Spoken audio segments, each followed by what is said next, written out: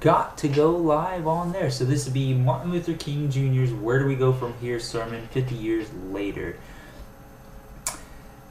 Yeah, let's talk about this. 50 years ago today, Dr. Martin Luther King Jr. delivered his Where Do We Go From Here sermon at the annual convention of the Southern Christian Leadership Conference in Atlanta, Georgia. With the news of last weekend's white supremacist rally in Charlottesville, Virginia, fresh in mind, Dr. King's words ring truer than ever. For today's occasion, we're sharing an excerpt from his sermon. You can read it in full in the Radical King. So I'll just do the excerpt. This is no time for romantic illusions and empty philosophical debates about freedom. This is a time for action. What is needed is a strategy for change, a tactical program that will bring the Negro into the mainstream American life as quickly as possible.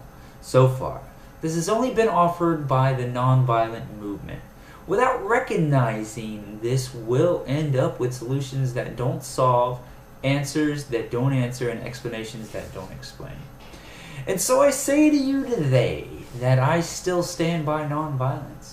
And I am still convinced, and I'm convinced that it is the most potent weapon available to the Negro in his struggle for justice in this country. And the other thing is, I'm concerned about a better world. I'm concerned about justice. I'm concerned about brotherhood. I'm concerned about truth. And when one is concerned about that, he can never advocate violence. For through violence you may murder a murderer, but you can't murder murder. Through violence you may murder a liar, but you can't establish truth. Through violence you may murder a hater, but you can't murder hate through violence. Darkness cannot put out darkness. Only light can do that. And I say to you, I have also decided to stick with love. For I know that love is ultimately the only answer to mankind's problems, and I'm going to talk about it everywhere I go. I know it isn't popular to talk about it in some circles today, and I'm not talking about emotional bosh when I talk about love. I'm talking about a strong, demanding love. For I've seen too much hate. I've seen too much hate on the faces of sheriffs in the South.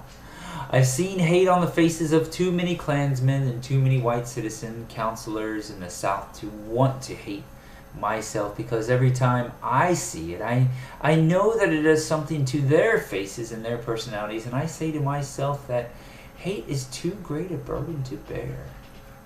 I have decided to love. If you are seeking the highest good, I think you can find it through love. And the beautiful thing is that we aren't moving wrong when we do it, because John was right. God is love. He who hates does not know God, but he who loves has the key that unlocks the door to the meaning of ultimate reality. And so I say to you today, my friends, that you may be able to speak with tongues of men and angels. You may have the eloquence of articulate speech, but if you have not love, it means nothing. Yes, you may have the gift of prophecy. You may have the gift of scientific prediction and understand the behavior of molecules. You may break into the storehouse of nature and bring forth many new insights. Yes, you may ascend to the heights of academic achievement so that you have all knowledge, and you may boast of your great institutions of learning and the boundless extent of your degrees. But if you have not love, all of these mean absolutely nothing. You may even give your goods to feed the poor. You may bestow great gifts to charity, and you may tower high in philanthropy. But if you have not love, your charity means nothing. You may even give your body to be burned and die the death of a martyr, and your split blood may be a symbol of honor for generations yet unborn. And thousands may praise you as one of history's greatest heroes. But if you have not love, your blood was split in vain. What I'm trying to get you to see this morning is that a man may be self-centered in his self-denial and self-righteous in his self-sacrifice. His generosity may feed his ego, and his piety may feed his pride. So without love, benevolence becomes egotism, and martyrdom becomes spiritual pride.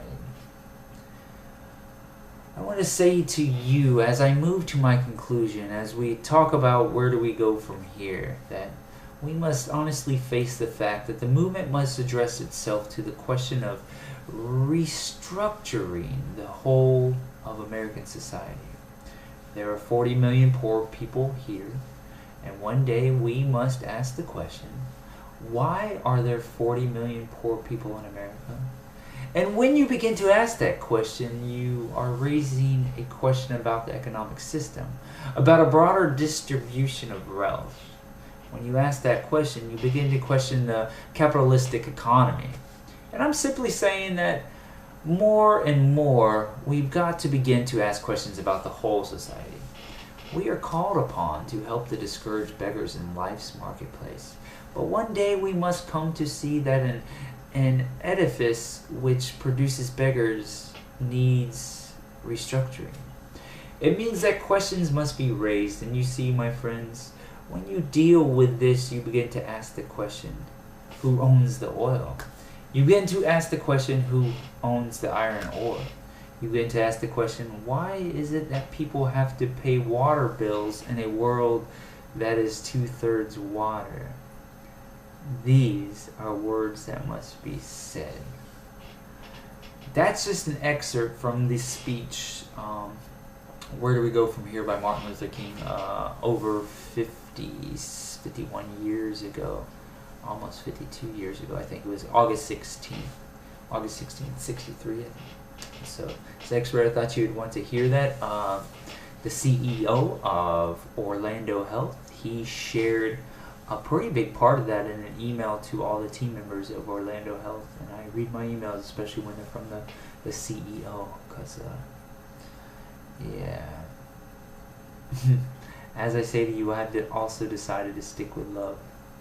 For I know that love is ultimately the only answer to mankind's problem, and I'm going to talk about it everywhere I go. I can picture him saying it. I know it isn't popular to talk about it in some circles today. I'm not talking about emotional bosh when I talk about love. I'm talking about a strong, demanding love. Love it. Reverend Dr. Martin Luther King. People think that. They forget about that he's a Christian. Wonder what his doctorate is in. Exactly.